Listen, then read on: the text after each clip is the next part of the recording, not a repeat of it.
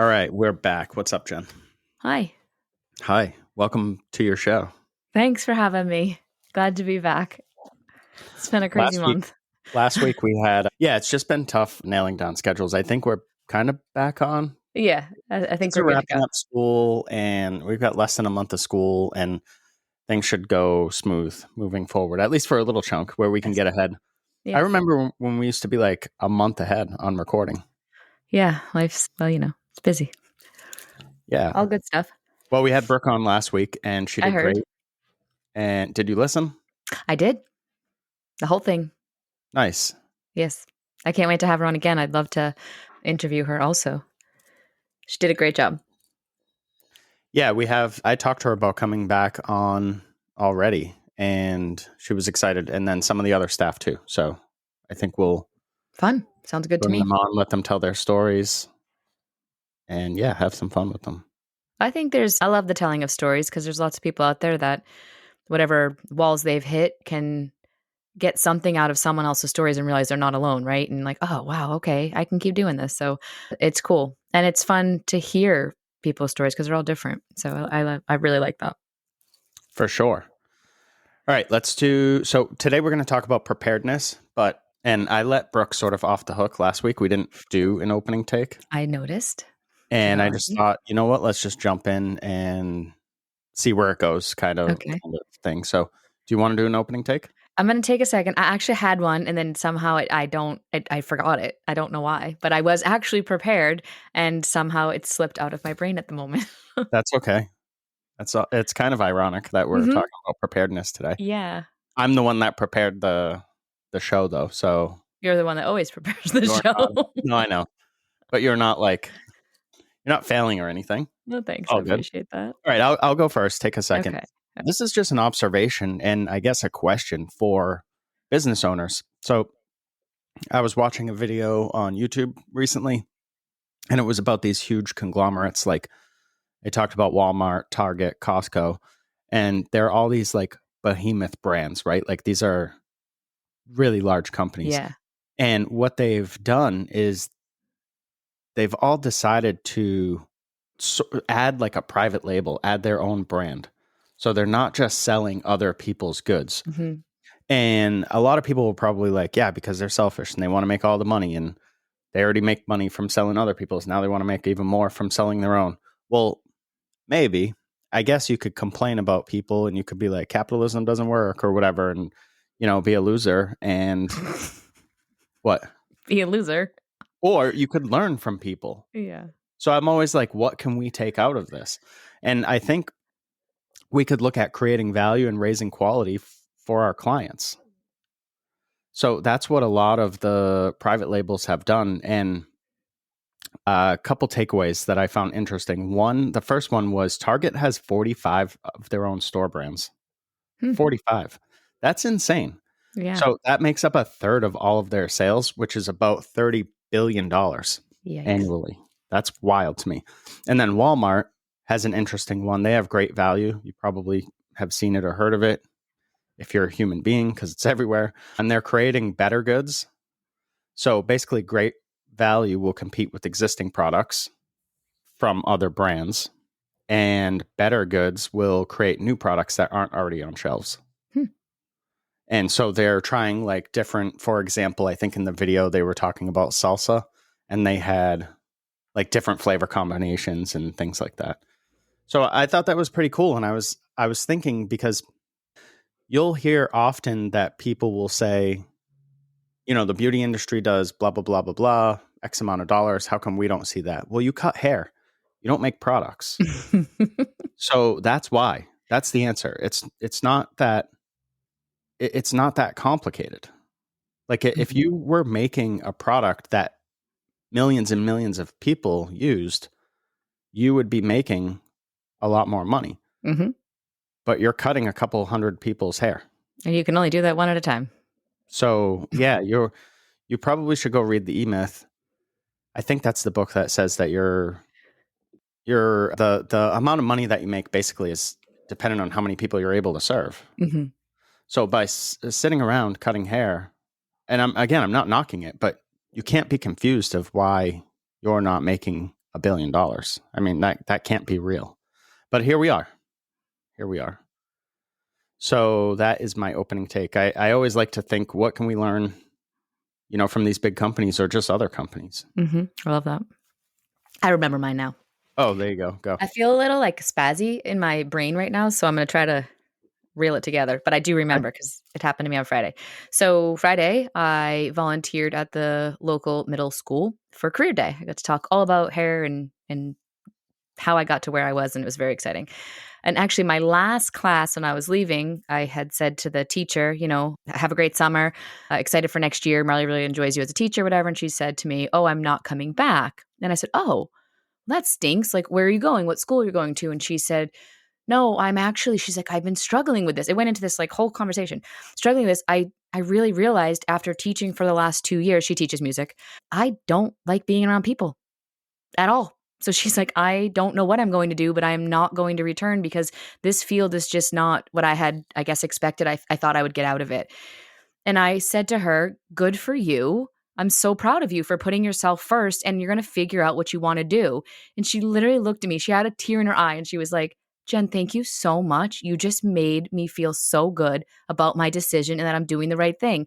I didn't do anything. I just was like, I said, good for you for putting yourself first and trying to make yourself happy. And I actually, when I left, I'm like, you know what? I think you're really going to find the right place for you, and it's going to be amazing. This decision is going to be really great. But I guess the moral of the story is, first of all, you have to put yourself first and you have to make yourself happy. And it's totally cool if you picked a career and you just hit a wall like, I don't want to do this, because whatever age you picked the career at, you're hopefully a grown, different person now. For me, I love doing hair. It's never been not going to be something I do. But I think it's hard as an adult to admit I don't love what I picked and I need a new direction. And if you need someone to give you permission to find a new direction, here's your permission. Make yourself happy and make choices that make yourself happy, and other things will fall into place. Anyway, that's what I got. Yeah, that's a great point. And I can double down on that because when I closed my gym, I went through some of that where I had a lot of people that were trashing me. I don't know why. I didn't do anything to them, but a lot of people were trashing me. There were people trashing me on social media. There were people trashing me around town and surrounding areas. And I thought to myself one time, how pathetic, because generally if anybody else gets a new job, it's congratulations. Right. But these people were so into what they were losing, I guess. Yeah. But hey, here we are. So anyways, I'm always a big fan of that. And I've even been joking, like, I wonder what's next for me. Like, right. I don't know. I like starting over. I like building things. And this has been a lot of fun though. So probably stick with this for a little bit, but right. Anyway. I'm with you. I like different things too. I think mine just tend to not even tend. They go in the direction of something with hair related. How can I, move in a different direction with that? But for some people, it needs to be a 360 and you need a whole new direction. And good for you. I think if you make that first step, I'm real proud of you.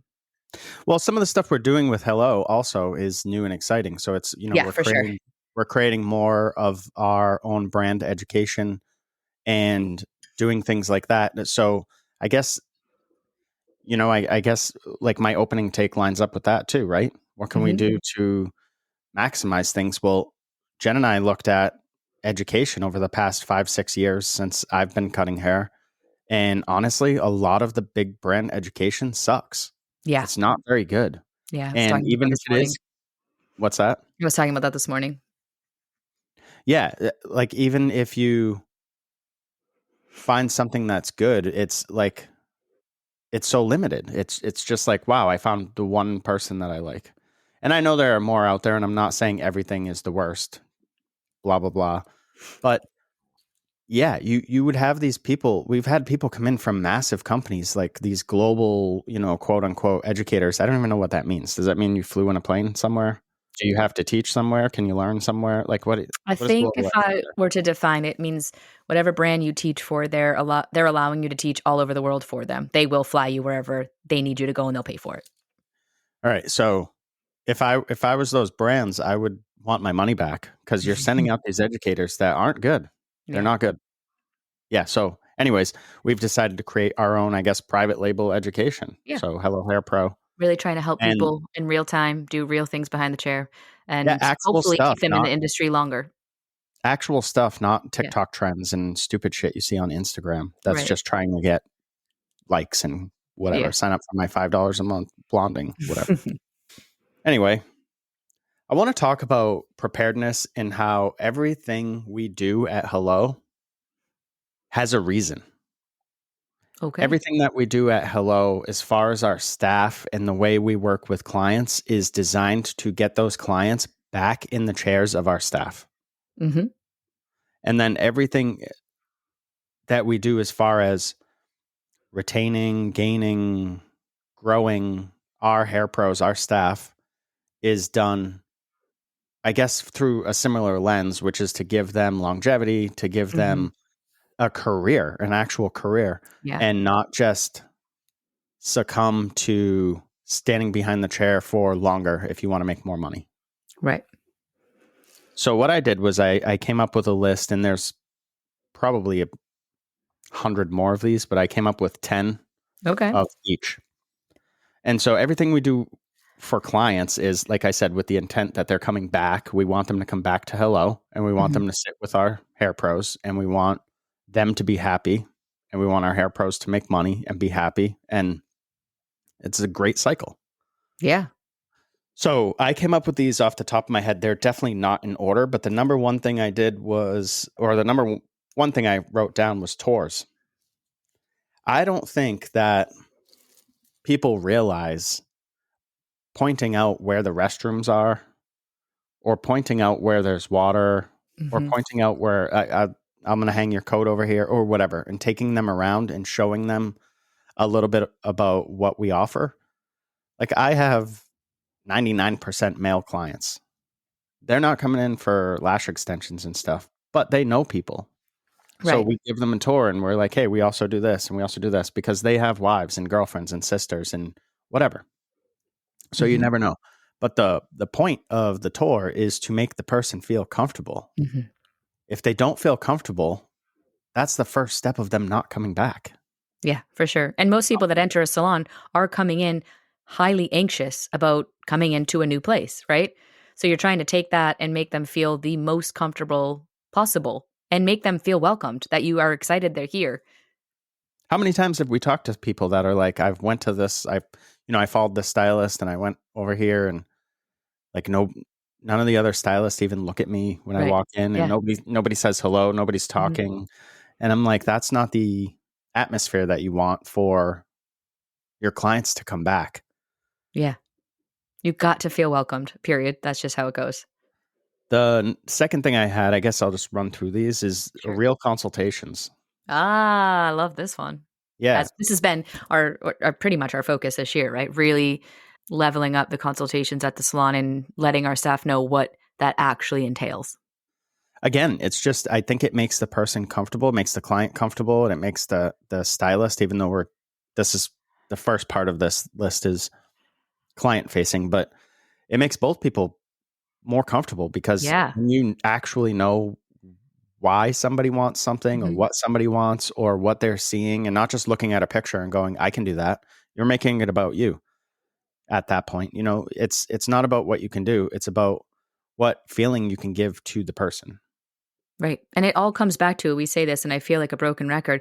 You are in a customer service industry. You have to serve the client Mhm. and serve them as well as possible. Your best self needs to show up for every single time that person comes back in.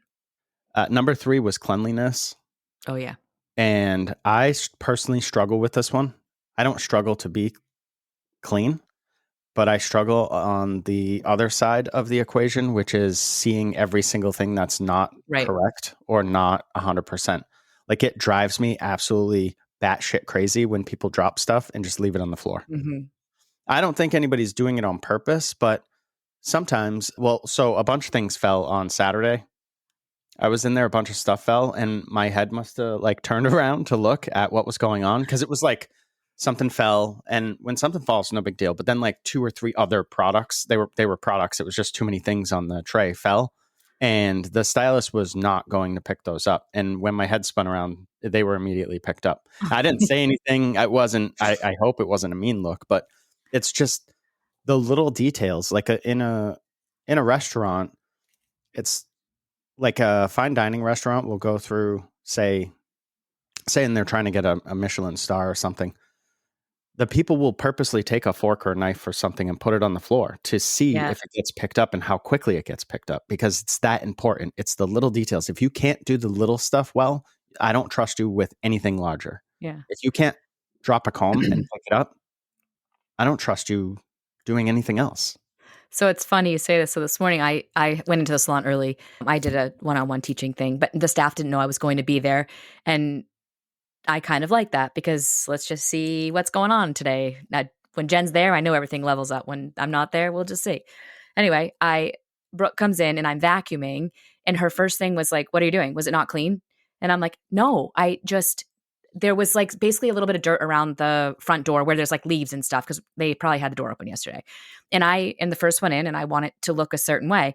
And then Jamie comes in and she's like, "So I heard you were vacuuming this morning. I was the last one to leave. Like, I'm so sorry if I didn't clean enough." I'm like, "Everybody cleaned great. It looked beautiful in here. Just there was that dirt or hair. It just comes off the vents. But I want the salon to be a certain way. I'm not going to leave it." I'm like, "You guys did a great job." I like stress them all out though. But to what you're saying, there's always going to be things as owners that you see can be done better.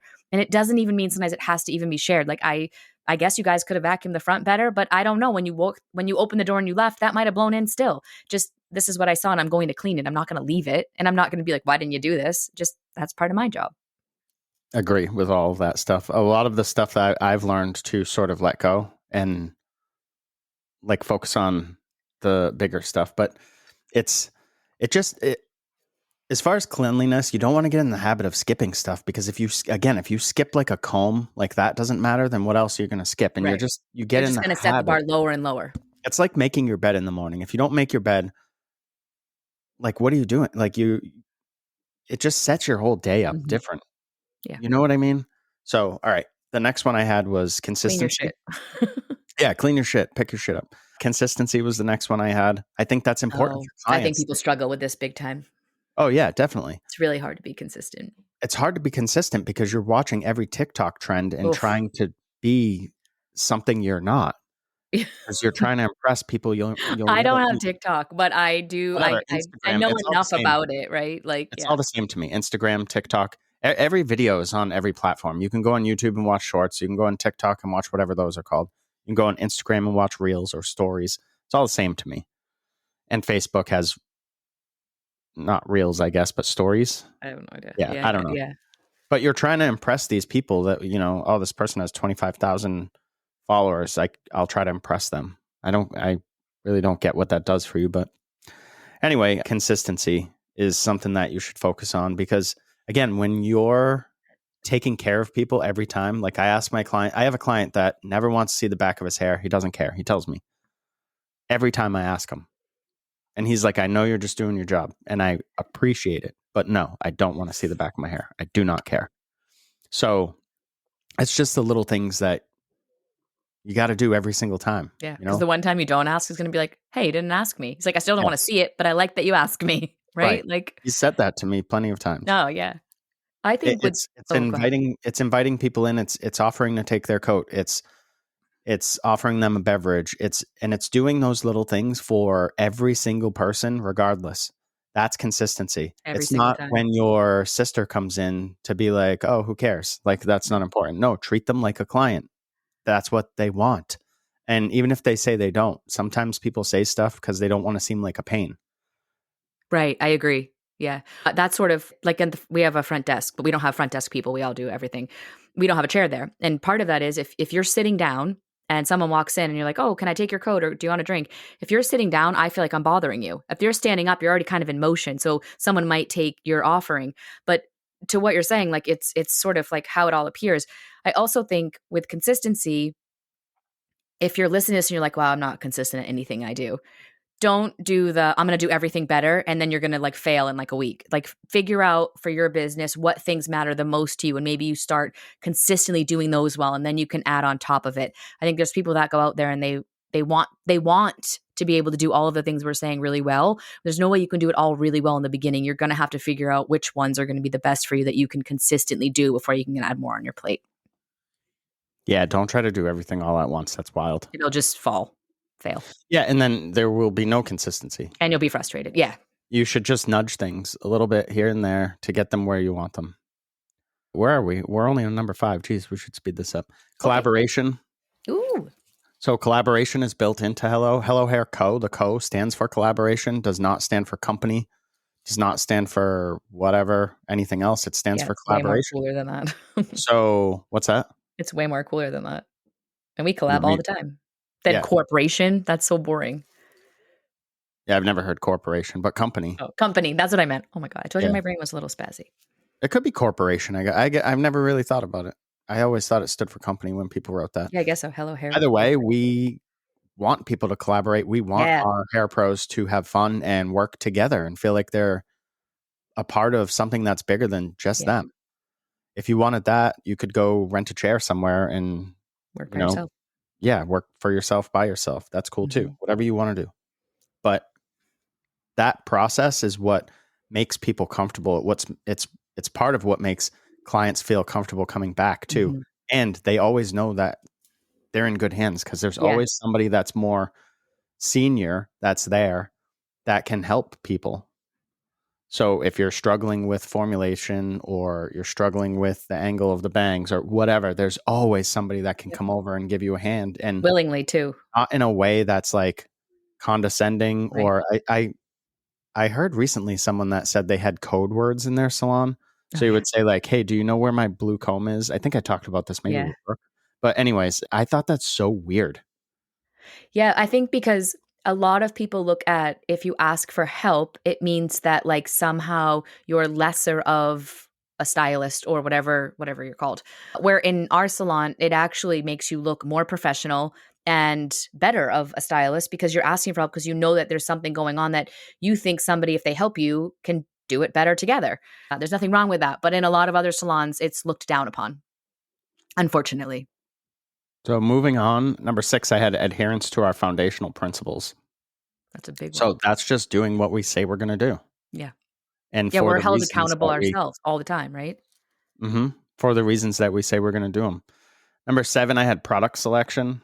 So we don't carry products we don't believe in. We carry stuff. I just had this conversation. I sold texture paste or something like that recently, and my client was like, "This is more expensive than anything else I've had, but it works. Like it's better than what I've had." And so I explained to him, I wouldn't be offended if you didn't buy it from me at all because I'm not in the retail business. We like to have some stuff that supports our work that will make our clients' lives easier. And so that's not necessarily in the budget for everybody. Right.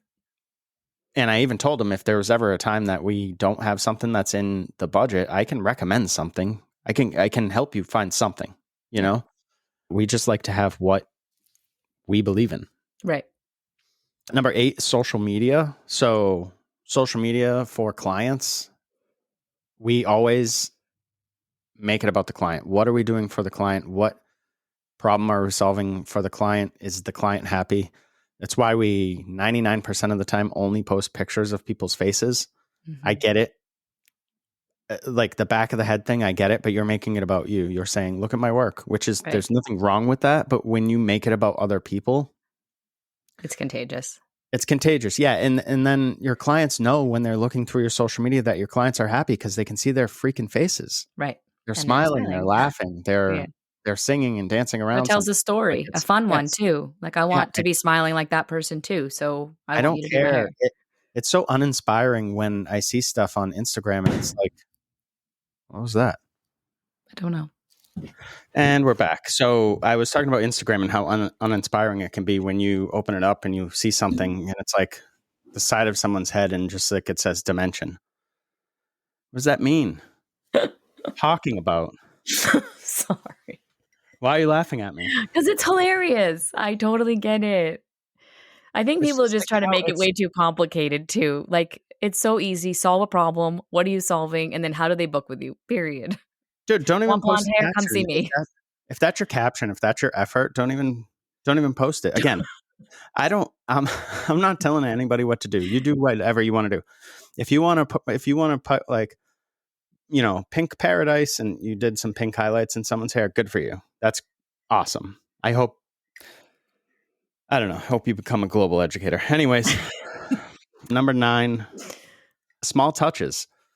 So again, all the little things, like for example, we put our clients' feet up at the sink. We have these automatic chairs, even though on Saturday nobody did that except for me. So we'll have to address that. But it's a single button too. But we'll start with combs on the floor.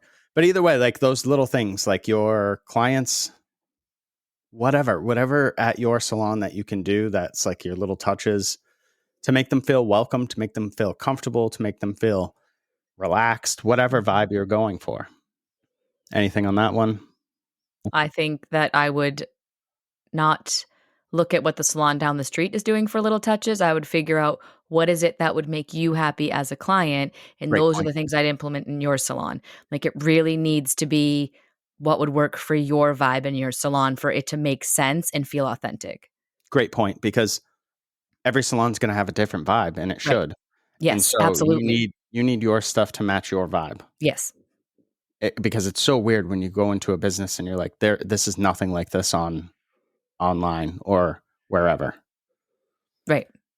'Cause it doesn't. Technology was the last one I had for this list. So all the little things that we can do as far as booking software, we want to make that really, really easy for clients. Color management system, we Mhm. want to make it so that their results are consistent and that they don't have to wait for somebody to find a card buried in a box somewhere. That's And hope weird that to me. somebody wrote down a formula. Yeah, from 1973. Yeah. Just like little stuff to make the time for the client from before they even book anything, when they're just looking around on social media, to when they're in the chair, to after. Any way we can make it better for them, that's what we're going to do. Well, and I think too, it shows innovation. If you're using technology and using it well and in all different areas of your business, it shows that you are operating in the year that we're at. For us, it's 2025, and that you're willing to use It's 2025 innovation. for I meant that they're operating in 2025. Do you know how many salons are operating in 2018? They just are. They haven't even arrived Oh, into yeah, today's world. That's what I meant. I was kind of poking fun. for Yeah, I know sure. it's 2025 for everyone, but I don't think everyone's business is operating in the year 2025 with innovation and things like that. No, it's so easy Um, to tell. Just go on any, like, Facebook group and you'll see people, the younger generation doesn't do it like we yeah. did. Like, Learn that's it's get over you're stuck in yourself. the '80s. Yeah, you haven't You're arrived stuck in in the today's '80s. world, so you're way Using far behind. But on if a client they may care or not care, but I do believe the technology you bring in, the technology we have at Hello, it shows that we're willing to innovate and do things that might be a little different that not only serve a purpose, but in some of the aspects, it actually makes things better for the environment too. So, we're trying to do a few things when we bring in technology that hit a few different, I guess, buttons. I hate that word, but buttons for So sure. as far as so I made a list of 10 and there's a lot of overlap, obviously. But we'll run through that. And this is geared towards now the people that work for us, the people that work at Hello. We want them to feel comfortable. We want them to feel safe, not in like physically or anything, but to know that we're going to exist and And we're gonna have create their back. opportunities and all those sort of things. So, yes, if you're looking to retain people, because I've seen this recently, obviously, if you're looking to hire people, and if eventually you have the right team and you want to grow people, like that's the step we're at, Mhm, you're going to want to focus on some stuff. The number one thing that I had on my list is growth opportunity. mhm. So I important. think it's so important that, did you just say that too? Mhm, Yeah, mhm. it's so your team can see the possibility for growth in the future. Yes. You have someone start out and they're an assistant for 4 years, and then Oh, they're a senior assistant for another 2 years. goodness, help You them. know, I'm seeing this stuff and Yeah, I'm I know. like, this It's industry true. is wild to me. Like years and years of assisting and then getting on the floor, you're killing people's careers. You're holding them stagnant. And I get it. It's because you're stuck in 2004 or Yeah. whatever. Mhm. I think growth So opportunities is the way in today's world for commission salons to thrive, because if you can lead a team and you can show them things that they would like to do, but they'd never do it on their own, or they don't have the confidence to back themselves up, and you can get them there, it really puts a different culture into what you're doing and what you're growing. And those opportunities are so important for anyone on your team. Even if you have someone who's at the marathon pace, they still want to see growth and they want you to help them get there. And oftentimes this is going to be a real struggle for people that come out of school. And again, I'm not knocking it, do you? But we're seeing these people that come out of school and they're like, I'm going to open a salon. That's Right. cool. You have no experience. You have no, what it comes down to sometimes is just connections. Yeah. And sometimes we're able to use our connections to help other people get the things that they want to get. Mm-hmm. And those are connections that have been developed over the past, in this industry, like 5-6 years for me and like 20 something for you. Yeah. But it's also relationships and contacts that I've made along the way in general too. So Right. there's a lot to it. And whatever, I'm not saying you can't be successful if you come out of school, guns blazing and going for it. I say You go got a for big it, but uphill battle. And don't yeah. sit there and be like, "School didn't teach me how to run a business." That's not why you went to school. You went to school Well, to you learn to didn't be go to business there. school, Yep. dumbass. So don't So get I'm so mad. tired. I'm so Me tired of too. that one. So I School have to didn't say teach it. you to run a business. No shit. Why would they teach you to run a business? Yeah. They Anyway, teach you how to do what you're Preparedness doing. is the second one I had on the list. And this is another thing that I just keep seeing people that are like, you have to work weekends and you have to work nights and you have to do this stuff. No, freedom. Yeah. People want freedom. I guess you can call it work-life balance. I don't. I call it freedom. People want freedom. They want to be Mhm. able to pretty much come and go as they please. Now, there's got to be limits because you're running a business, and I Right. understand that. But that's why you need to find the right people. Right. The right people are going to understand how to use that freedom. They're going to Within your understand rules. that, Yeah. you know what? If I have a doctor's appointment or whatever, like it's not a big deal. Just block it off and go, Yeah. you know? And if you are having people that don't ever, I saw this recently. This woman was like, I offer freedom of schedule, but now I have one stylist that she only works like one day every other week. I'm like, well, then get rid of her. Right. Give someone There's else their freedoms shit. there, but there's still rules and guidelines you have to follow within them. It's just like we still have people let us know, like, "Hey, I have to leave early for this." We're never gonna say no, but we Right. also you just got to let us know because Running a we run the business. business and that's what we have to do. We have to know where we're at. Yeah, there's freedoms, but it's not like a free for all. It's freedoms with the understanding of what that looks like, whatever your business is. Yeah, yeah. Number 3 was support. That's a simple one that Yep. you just have to support people. That kind of goes back to the growth opportunities, I guess. Hmm. But just have people's back Yeah. And you have to and support the individual, a not little not just your whole team all at once. They all have different things that they all need different support in different ways. And you have to understand how to do that. and a little goes a long way. Another thing I can't stand is when I see people that like, I'm a salon mom. I'm the mom. Like, you're not a mom. What are you talking about? These are your employees. They don't want to be treated as children. That's why you're struggling to hire people. Anyways, mentorship, which kind of follows under the same thing. Sometimes you need a good hard look at Hmm. where you're at. And we do meetings with our staff, and sometimes there's stuff that we have to say, and it is what it is. It's not always a ton of negative because we usually deal with stuff immediately. So it doesn't build up. There's another pro tip for you. Don't let stuff build up and go to a Facebook group when you're frustrated and about to kill somebody. Instead, deal with it immediately and sleep Yeah. way better at night. Sometimes you got to have a Or hard don't. conversation, but it generally always ends up fantastic. Yeah, mentorship for us means helping them get to where they want to go. And sometimes it's helping them avoid mistakes. Sometimes it's learning lessons. Sometimes it's letting people make mistakes. Hmm. It just depends exactly on what you're saying, Jen, is what the person needs. Yeah. 5, equipment and tools. Hmm. I don't remember exactly what I was thinking when I wrote that, but Well, we have blow dryers from the ceiling, right? Which makes your blow dryer completely weightless. So if you're going to be a stylist that's blow drying hair and you want to be in the industry for a good amount of time, the weight of that blow dryer can wear and tear on your body. So we tried to figure out some things that would set up our hair pros for the future if they choose to be in this industry for a good amount of time, like myself, that will help keep their body as good as possible. perfect. I think I was thinking more about like having the stuff that we need to do the services that we need to do. Oh, Because I like know in that's an issue at inventory and some stuff, and salons. yeah, having it on hand. Equipment Yes. and tools. Yeah, I think that's like we always have backups of stuff. If somebody's using clippers and something breaks, we've got backup clipper. Yep. We have stuff that people can use. Whatever. I think that's where my mind was at with that. Number 6 again was products that we believe in, even though we're always experimenting and exploring. Recently brought in some new stuff to check out. People seem to be really digging it. We used to have products that we just didn't believe in. We didn't align. We realized one day we don't really align with these brands. Right. They don't line up with anything we're doing, and So they're they had to gone. go.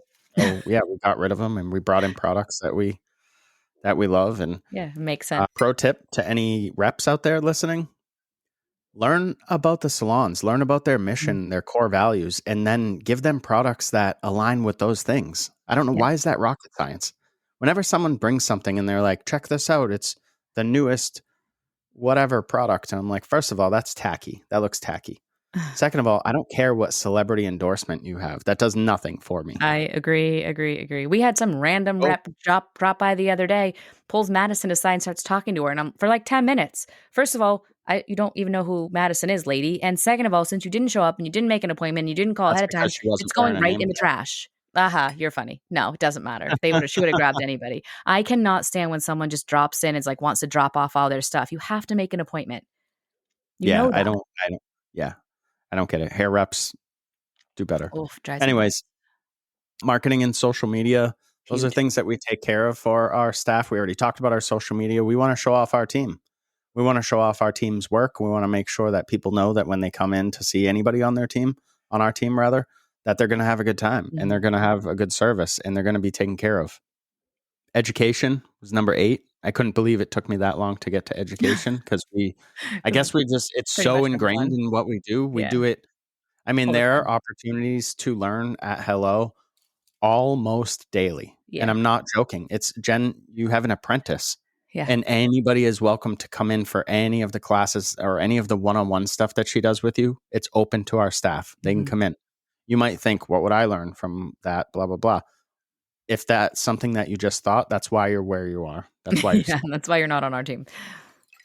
Number 9 is a website. So we have a pretty good website. We get a lot of traffic through our website, and that traffic, guess what? Goes to our staff. So we're constantly working on it. We're constantly trying to make it better.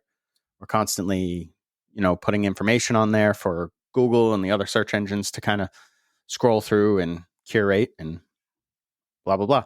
And then the last thing I had, again, same thing, was technology. Just using all those same tools that make the service better for the client to make the stylist's or hair pro's day go smoother and easier. So important. That's it. Yeah. Do you have anything else? That was all I had. I had those 2 lists. No, be prepared. I like it. I think there's nothing at Hello that's like we would ever answer, or we just do it that way. Right. Or we just do it. We've always just done it that way. Like, no. That's the laziest Wicked answer. lazy. Yeah. So there's nothing that we do that's by like accident. Yeah. We really put thought into it. It's always funny. We've had people that come in, like mostly newer people, when they start and they're like, hey, wouldn't this work better here? And it's like, hey, just so you know, we thought of that. Like, we thought of everything. I'm open. I'll always be open, but I'll listen, but yeah. Yeah. So I guess that's it. That's all I got. Let's get out of here. I'm done with this. Okay. All right. Thanks for listening, everybody. And if you didn't listen, then you're not listening. So who cares? And if you did listen, whatever, come back and listen next week, or don't. Okay, Oliver. Go back and listen to all the episodes that you didn't listen to yet. And then maybe, I don't know, maybe next week we'll have some staff on. I'm not sure. Let's see what we can see what happens. see what happens. All right. Bye, everyone.